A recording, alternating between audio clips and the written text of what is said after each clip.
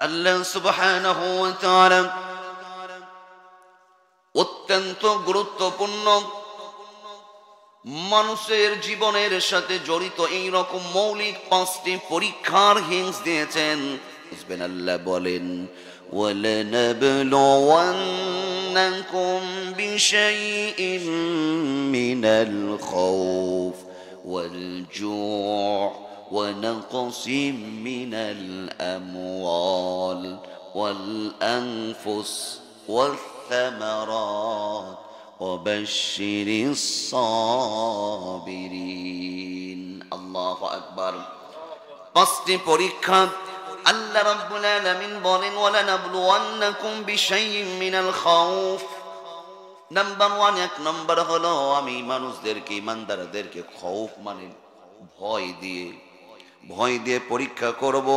ওয়াল জু, ক্ষুধা, এই ক্ষুধাটা অর্থের ক্ষুধা হতে পারে, আপনার খাদ্যের ক্ষুধা হতে পারে, বিভিন্ন ধরনের ক্ষুধা। আল্লাহ বলছেন ওয়াল জু, আমি ক্ষুধা দিয়েও তাদেরকে পরীক্ষা করব। বলি সুবহানাল্লাহ। এই দুনিয়াটা কাফের বেঈমানদের জন্য কারাগার স্বর্গ হতে পারে, একটু আনন্দ করতে পারে কিছুদিনের জন্য। কিছুদিন আনন্দ তো আপনারা দেখলেন, কি আনন্দ কত জনাই করলো। কিছুদিনের জন্য আনন্দ হতে পারে, কিন্তু আল্লাহর জন্য যারা পরিশ্রম করেন, আল্লাহর জন্য যারা পরীক্ষা দেয়, আল্লাহর জন্য যারা জীবনটাকে নিবেদিত করে, এরা ক্ষণস্থায়ী সুখ নয়। আমার আল্লাহ তাদের আমলে খুশি হয়ে এদেরকে চিরস্থায়ী সুখ দান করে জান্নাত দিবে। বলি সুবহানাল্লাহ। আল্লাহ বলেন ইন্নাল্লাযীনা আমানু ওয়া আমিলুস সালিহাতি কানাত লাহুম জান্নাতুল ফিরদাউসি নুজুলা। আল্লাহ বলছেন যারা আল্লাহর জন্য নেক আমল করে, নেক দৃষ্টিভঙ্গি থেকে পরীক্ষাগুলো দেয়, আল্লাহ বলছেন কানাত লাহুম জান্নাতুল ফিরদাউসি নুজুলা, ওই আল্লাহ তাদের চিরস্থায়ী সুখের জন্য, ক্ষণস্থায়ী সুখ শান্তি দুনিয়ার জন্য নয়, চিরস্থায়ী সুখের জন্য আমি আল্লাহ তাদের জন্য বালাখানা জান্নাত তৈরি করে রেখেছি। সালমান এফ রহমান, ইনি কিন্তু খুবই গরিব মানুষ, খুবই গরিব মানুষ। উনি বলেছে খালি আমাকে ছেড়ে দেন, দেখেন আমি একাই গোটা দেশ ঠিক করে ফেলবো। উনি তো পারবে না, কিন্তু কতটুকু ওনার ক্ষমতা, কতটুকু যোগ্যতা থাকলে, কতটুকু থাকলে কথা বলতে পারে যে বাংলাদেশে ঠিক করতে হলে আগে টাকা লাগবে। আপনার কথা শুনছেন না, একটা বান্ডিল দিয়ে দেন, সব শেষ। খালি একটা 10 লাখের বান্ডিল দেন, হ্যাঁ চলো কি করতে হবে খালি বল। মৌলিক গুরুত্বপূর্ণ ভেরি ইম্পর্টেন্ট পাঁচটি পরীক্ষার কথা আল্লাহ বলেছেন। এই পরীক্ষাগুলো যখন ইমানদারদের উপরে আসবে, যারা আল্লাহর কাছে সফল হতে চায়, আল্লাহ বলছেন ওয়াবাশশিরিস সাবিরিন, তারা যেন এই বিপদে কি করে, ধৈর্য ধারণ করে বা সবর করে। তার কারণ এই দুনিয়াটা কিন্তু আনন্দ উল্লাসের জায়গা নয়। এই দুনিয়াটা শুধু রাজনীতি করা, শুধু অর্থনীতি নিয়ে ব্যস্ত থাকা, শুধু পরিবার নীতি নিয়ে ব্যস্ত থাকা, এর জন্য কিন্তু দুনিয়াটা নয়। আল্লাহ বলছেন এই দুনিয়াটা আমি সৃষ্টি করেছি এবং মানুষদেরকে পাঠিয়েছি, এই মানুষের জীবন দিয়েছি, আবার মরণ দিয়েছি, লিয়াবলুয়াকুম আইয়ুকুম আহসানু আমালা। এই দুনিয়াটা হলো পরীক্ষার জায়গা। বলি সুবহানাল্লাহ। আপনি যতই চেষ্টা করেন যে আমি দুনিয়াতে ভালো থাকবো, কোনো পরীক্ষা দিব না, কোনো বিপদের আমি সম্মুখীন হব না, আপনি যদি এটা দৃঢ় প্রতিজ্ঞা করেন এবং অন্য কারোর কথা যদি আপনি অমান্য করেন, তাহলে অন্য কোন মানুষের কথা নয় যে আমি দুনিয়াতে ভালো থাকবো, পরীক্ষা দিব না, শান্তিতে থাকবো, এটা কেউ ঠেকাতে পারবে না। এটা যদি আপনি দৃঢ় প্রতিজ্ঞার সাথে দাবি করেন, বিশ্বাস করেন, তাহলে একদিক থেকে আপনি কোরআন হাদিসকেও অস্বীকার করে ফেলবেন। তার কারণ আল্লাহ বলছে দুনিয়াটাই কিসের জায়গা? পরীক্ষার জায়গা। আল্লাহ সুবহানাহু ওয়া তাআলা অত্যন্ত গুরুত্বপূর্ণ মানুষের জীবনের সাথে জড়িত এই রকম মৌলিক 5টি পরীক্ষার হিংস দিয়েছেন। 2 নম্বর সূরা সূরাতুল বাকারার 155 নম্বর আয়াতের তাফসীর যদি আপনারা দেখেন বুঝবেন, আল্লাহ বলেন ওয়ালানাবলুওয়ান্নাকুম বিশাইইন মিনাল খাউফ ওয়াল জু' ونقص من الأموال والأنفس والثمرات وبشر الصابرين الله أكبر 5টি পরীক্ষা আল্লাহ রাব্বুল আলামিন বলেন ওয়ালানাবলুওয়ান্নাকুম বিশাইইন মিনাল খাউফ। নাম্বার 1 এক নম্বর হলো আমি মানুষদেরকে ইমানদারদেরকে খাউফ মানে ভয় দিয়ে পরীক্ষা করব। ওয়াল জু' ক্ষুধা, এই ক্ষুধাটা অর্থের ক্ষুধা হতে পারে, আপনার খাদ্যের ক্ষুধা হতে পারে, বিভিন্ন ধরনের ক্ষুধা। আল্লাহ বলছেন ওয়াল জু', আমি ক্ষুধা দিয়েও তাদেরকে পরীক্ষা করব। বলি সুবহানাল্লাহ। অনেক সময় ক্ষুধা আসবে, ক্ষুধা মানে খালি ক্ষুধা লাগবে, ভাত খেতে হবে, কিছু খেতে হবে, এটা না। ক্ষুধা আপনার বিভিন্ন ধরনের ক্ষুধা, রিজিকে টান পড়তে পারে, পকেটটা হাহাকার যেতে পারে, বিজনেসটাও আপনার অন্যরকম একটু এলোমেলো মনে হতে পারে।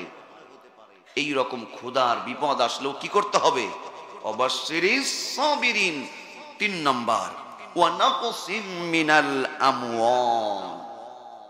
আল্লাহ বলছেন যে আমি তাদের সম্পদের ক্ষতি সাধন করেও, অনেক সময় সম্পদের ক্ষতি হবে, কিন্তু সেটা ইমানের হালতে থেকে, ইমানের পথে থেকে, আল্লাহর জন্য থেকে যদি সম্পদের ক্ষতি আসে, আপনাকে আল্লাহর উপরে দৃঢ় ভালোবাসা বিশ্বাস রেখে এই অবস্থায় অবাশশিরিস সাবিরিন, প্রকৃত ইমানদার মুসলমান ধৈর্য সবর, আল্লাহর উপরে ভরসা, অন্য কোনো চিন্তা ভাবনা মাথায় আনবে না।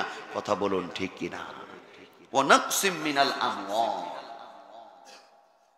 ইমাম রাজি রাহমাতুল্লাহ আলাইহি উনি তাফসিরে লিখেছেন যে পরীক্ষা, বিপদ, মুসিবত এইগুলো যে আসবে তার আগে, এই যে আমি আপনাদের সামনে এই বিষয়ে আলোচনা করছি, কেন করা দরকার, ইমাম রাজি রাহমাতুল্লাহ আলাইহি উনি বলেছেন যে বান্দার উপরে যে বিপদ, মুসিবত, পরীক্ষাগুলো আসবে, আসার আগে যদি আংশিক কিছু ধারণা তাদের থাকে যে পরীক্ষায় এই পরীক্ষাগুলো আমার আসতেই পারে, তাহলে পরীক্ষাটা তো মোকাবেলা নয়, বরং পরীক্ষায় সঠিক সিদ্ধান্ত নিয়ে আপনার সামনে ধাপ ফেলা বা পরবর্তী কার্যক্রমে আপনি অংশগ্রহণ করা।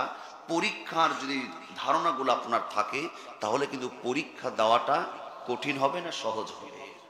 সহজ হবে, বড়ই সহজ হবে। বিপদ আসবে, মুসিবত আসবে, ইমানদার মুসলমানদের জানা কথা, বিপদ আসবে, মুসিবত আসবে, আগে থেকে আপনি জেনে রাখলেন, জানা কথা। আমাদেরকে জানিয়ে দিয়েছেন একজন, তিনি কে? শত শত বছর আগেই আল্লাহ 1450 বছর আগে এই কোরআনে জানিয়েছে। নবীর অসংখ্য হাদিসে এসেছে যে পরীক্ষা আসবে। আল্লাহ নবী অন্য জায়গায় বলছেন দুনিয়া সিজনুল লিল মুমিন ওয়া জান্নাতুল লিল কাফির। আল্লাহ নবী এখানে হাদিসে কি বলছেন? দুনিয়া সিজনুল লিল মুমিন, এই দুনিয়াটা মুমিনের জন্য পরীক্ষার জায়গা, দুনিয়াটা মুমিনদের জন্য কয়েদখানা, কারাগার স্বরূপ। সুবহানাল্লাহ পড়েন। কিন্তু আর আমরা, কেউ অ্যারেস্ট হলে, কেউ জেলে গেলে আমরা ভাবি এর আমল ভালো না, এই বদমাইশ, লম্পট, চোর, বাটপার, টাকা ডাকাতরা তো থাকবেই এক ধরনের, কিন্তু কিছু ভালো মানুষও যে জেলখানায় যেতে পারে, এটা খুব স্বাভাবিক না অস্বাভাবিক? আল্লাহ নবী রাসূল সাহাবী, আল্লাহ নবীও 3 বছর জেল খেটেছেন। কয় বছর? 3 বছর জেল খেটেছেন। 3 বছর জেল খেটেছেন। তাহলে বুঝে নিতে হবে যে আপনি জেলখানায় যারা যান নাই, নবীর একটা সুন্নত এখন আপনাদের আদায় হয় নাই। মানে নবী যে কাজ করেছে সেটাই তো সুন্নাত, ঠিক না ব্যাটি? তাহলে একজন জেলে গেল, একজন মামলা খেলো, একজন হুজুরকে ধরা হলো, ওরে বাপ রে বাপ, কতজন কত কথা, যা স্রোত যেই দিকে যাই ওই দিকেই কথা। হ্যাঁ, সাইদি সাহেব রাজাকার না হলো কি ধরে? ও তো রাজাকার। এখন এরাই আবার ঘুরিয়ে কথা চেঞ্জ। কে বলেছে রাজাকার? আমরা ওনার লোক, উনি ভালো মানুষ, ওনার জন্য আমি এই করেছি সেই করেছি, কথা চেঞ্জ। আগে ছিল আবু জেলের ভূমিকা, এখন ওই বড় ভূমিকা নিয়ে বসে আছে, ওই বড় ফেরেশতা হয়ে বসে আছে। এমনই দেখেন খেলা চলছে, সর্বনাশ। সবই তো বুঝেন, বেশি বলতে যাচ্ছি না। আমি বলছি যে দুনিয়াটাই, আল্লাহর নবী বলছেন দুনিয়াটা ইমানদার মুসলমানের জন্য কারাগার। শুধু ওই যে সিএনবির মোড় পারে ওই কারাগার না, গোটা দুনিয়াটাই আল্লাহর নবী বলছেন আদ-দুনিয়া সিজনুল লিল মুমিন। এই দুনিয়াটা হলো মুমিন মুসলমান ইমানদারদের জন্য কারাগার। ওয়া জান্নাতুল লিল কাফির, কাফেরদের জন্য দুনিয়াটা স্বর্গ, জান্নাত। আল্লাহর নবীর কথা। কোনো সন্দেহ আছে যে হুজুর এটা কেমন হয়ে গেল? ওদেরকে জান্নাত বানিয়ে দিল আর আমরা এই কারাগার? এই ব্যাখ্যা দিতে গেলে আমার এক জুম্মা আলোচনা গোটা ওই দিকেই চলে যাবে। এই ব্যাখ্যাটা আমি ওইভাবে দিচ্ছি না, এতটুকুই বলছি ওদের জন্য কারাগার। তার আগে আপনাকে একটা জিনিস বুঝতে হবে, এই দুনিয়াটা চিরস্থায়ী নাকি ক্ষণস্থায়ী? আপনি চিরস্থায়ী জান্নাত চান না ক্ষণস্থায়ী জান্নাত চান? নিঃসন্দেহে আমরা চিরস্থায়ী জান্নাত চাই। আর একটা উদাহরণ যেটা আপনারা ভালো বুঝবেন, যেই সমস্ত ট্যালেন্টফুল স্টুডেন্টস গুলো রয়েছে, যারা স্কুল কলেজ ইউনিভার্সিটিতে পড়ে, পড়ালেখা করে, প্রতিযোগিতা কম্পিটিশন করে হাজার হাজার লক্ষ লক্ষ স্টুডেন্টের মধ্যে কিন্তু ভার্সিটিতে চান্স পেতে হয়, কিন্তু সবগুলোই কিন্তু বিসিএস ক্যাডার হয় না। সবগুলো বিসিএস ক্যাডার হয়? দেখবেন ওই শিক্ষা জীবনটা, তার ছাত্র জীবনের শিক্ষা জীবনটা, যে যত বেশি পরিশ্রম করেছে, পরিশ্রম করা আনন্দর না কষ্টের? যেই ছাত্র যত বেশি কষ্ট করেছে, চেয়ার টেবিল খাতা কলমের সাথে সম্পর্ক রেখেছে, ওই চিপাই চাপায় কারো সঙ্গে বাদাম ফাটায় আর ডেটিং চালায়, এই রকমও কিছু শিক্ষার্থী আছে না নাই?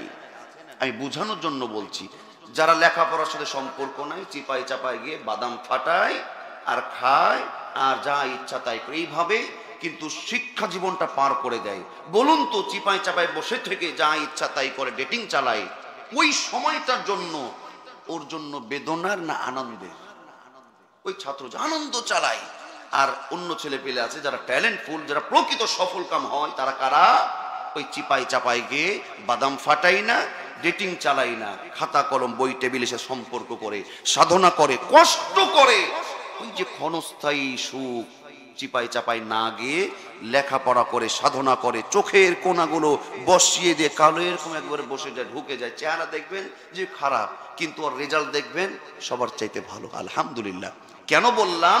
ক্ষণস্থায়ী সুখ চিপাই চাপাই, আর চিরস্থায়ী সুখ কে পায়? ওই যে লেখাপড়া করেছে, বই টেবিলে বসে সাধনা করেছে, কষ্ট করেছে, এই ছেলেটাই ভবিষ্যতে বিসিএস ক্যাডার হয়, ডাক্তার হয়, ইঞ্জিনিয়ার হয়, বড় 5 তলা বাড়ি করে এসি রুমে ঘুমিয়ে থাকে। আর ওই যে না, এই দিক বেশি হয়ে আমি নিচে আছে, এই দিক দেখায়, ওই যে ধরেন চিপাই চাপাই যারা থাকে, ওই মনে করবেন যে ওই যে কি করেন, বুঝবেন কথাটা, এখানে আমার লজিক আছে কথা। লেখাপড়া করে এসি রুমে 5 তলা বাড়ি করে ঘুমিয়ে থাকে স্ত্রী নিয়ে, ওরই ছাত্র ভাই চিপাই চাপাই থাকতো, ওই দেখবেন যে ওই 5 তলা বাড়ির মালিক না, গাড়ি বাড়ির মালিক না, ওই 5 তলা বিল্ডিং এর নিচে নাইট গার্ডের চাকরি করে। ঠিক না ব্যাঠি? কথা বুঝেছেন? কেন? ক্ষণস্থায়ী সুখ করতে গিয়ে ভবিষ্যতের সুখ সে হারিয়েছে, এখন নাইট ডিউটি সে করে চাকরি করছে।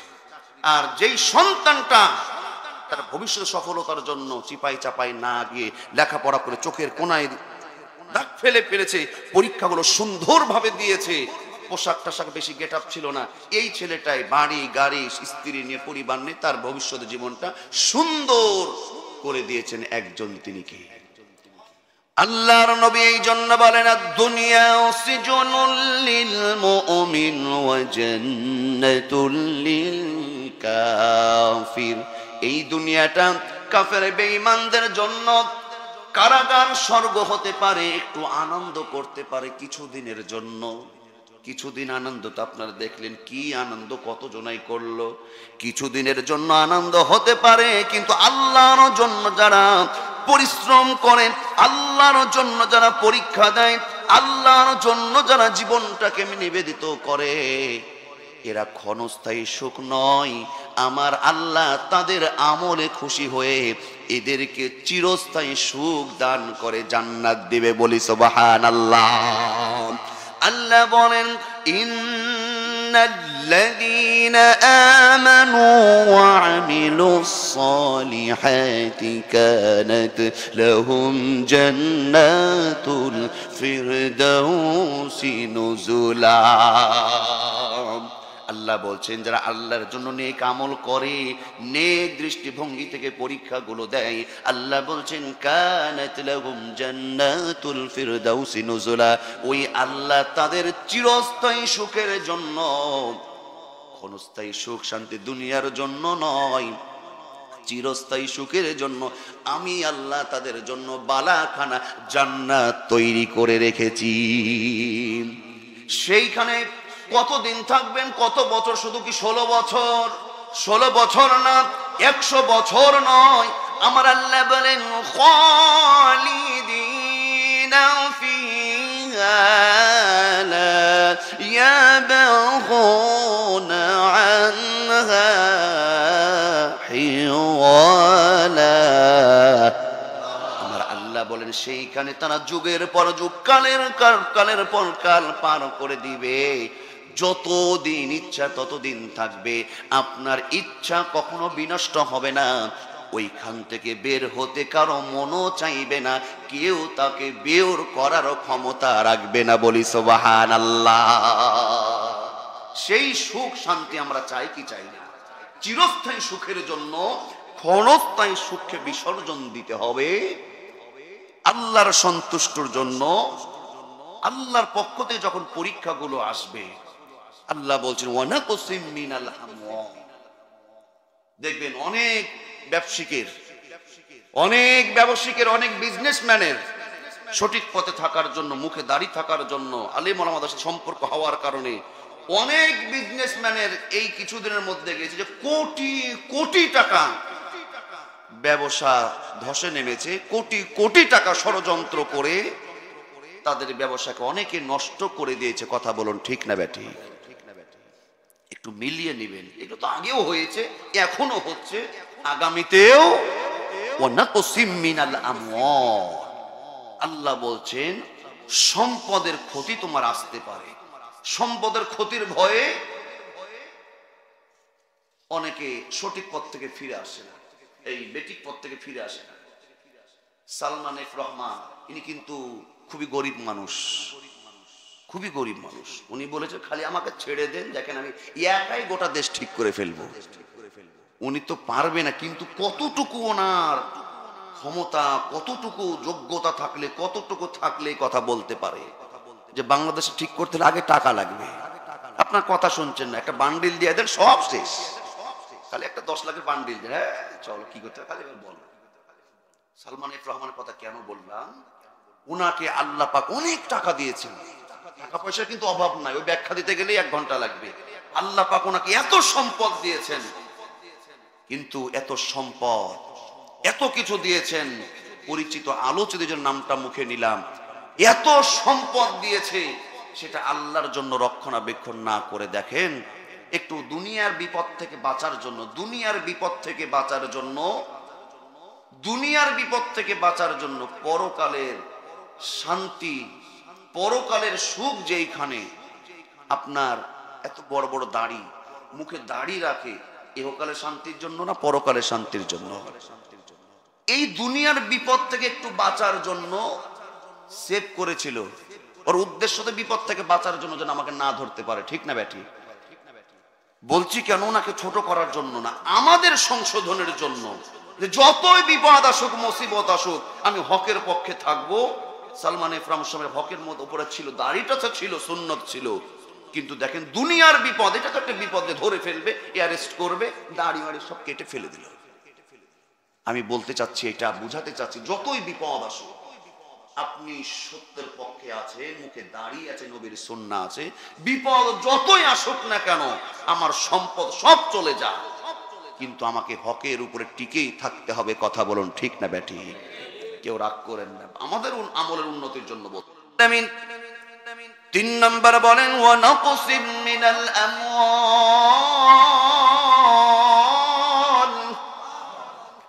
সম্পদের ক্ষতির সাধনের মাধ্যমে বিপদ আসতে পারে, হুমকি দামকি আসতে পারে, প্রস্তুতি নিয়ে রাখতে হবে। আমাকে ধৈর্য ধারণ করতে হবে কার উপরে?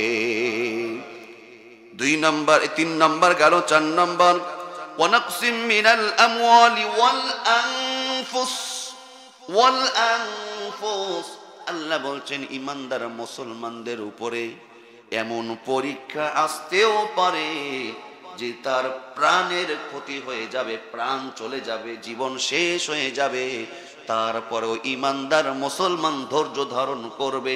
জীবন চলে যাবে, ইমান দেবে না। কথা বলুন ঠিক কিনা? আমার আল্লাহ অন্য জায়গায় বলছেন ইমানদারদের মধ্যে, মানুষের মধ্যে এমন কিছু আল্লাহর প্রিয় বান্দা বান্দি মানুষ আছে, তারা কেমন? শুধু জীবন না, শুধু জান, শুধু মাল অর্থ সম্পদ নয়। ও মিনান নাসি মান ইয়াশরি নাফসাহু ইবতিগা মারদাতিল্লাহ, আল্লাহ বলছেন মানুষের মধ্যে এমন অসংখ্য মানুষ আছে, ইমানদার আছে, দ্বারা শুধু ধন সম্পদ নয়, বরং আল্লাহর সন্তুষ্টির জন্য নিজের জীবনটা পর্যন্ত দিয়ে দেয়। বলি সুবহানাল্লাহ। ওমিনান নাস, মানুষের মধ্যে মান ইয়াশরি নাফসাহু ইবতিগা মারদাতিল্লাহ, আল্লাহর সন্তুষ্টির জন্য। এই রকম ইমানদার মুসলমান যুগে যুগে ছিল, এখনো আছে না নাই? এখনো আছে না নাই?